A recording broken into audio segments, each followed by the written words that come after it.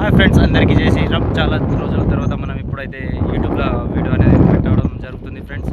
ఎందుకంటే ఈరోజు మృగశిర కార్తీ మొదలైనందువలన మేమైతే పంట అనేది వేస్తున్నాం ఫ్రెండ్స్. ఏ విధంగా వేస్తామో ట్రాక్టర్ మాత్రం అక్కడ మాత్రం పొందుతుంది. ఏ విధంగా పంట వేసి మొక్కలు వేస్తామో మీకు కూడా చూపిస్తాను ఫ్రెండ్స్.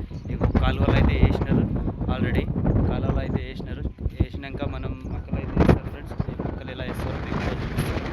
ఈ ఒక ఎకరంన్నర ఉన్నది ఫ్రెండ్స్. మొత్తం వేస్తున్నాడు. ఏ విధంగా మీ దగ్గర చూపిస్తాను ఫ్రెండ్స్. ఏ విధంగా మొక్కలు అనేది వేస్తారు, చేతులకి ఎలా వస్తారు మీరు కూడా చూడండి ఒకసారి.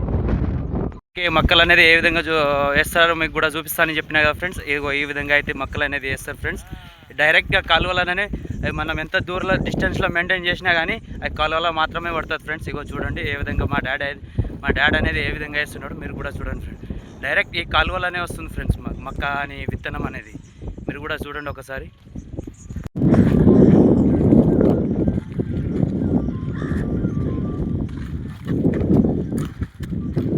మీకు అదే డౌట్ వస్తుంది కదా ఫ్రెండ్స్.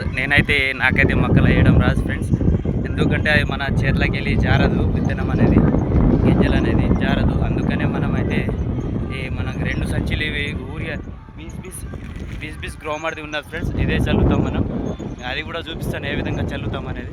మీకు కూడా క్లారిటీగా చూపిస్తాను ఫ్రెండ్స్. ఏ విధంగా పంట అనేది ఎంత కష్టమో వ్యవసాయం చేయడం అనేది మీకు కూడా చూపిస్తాను ఒకసారి.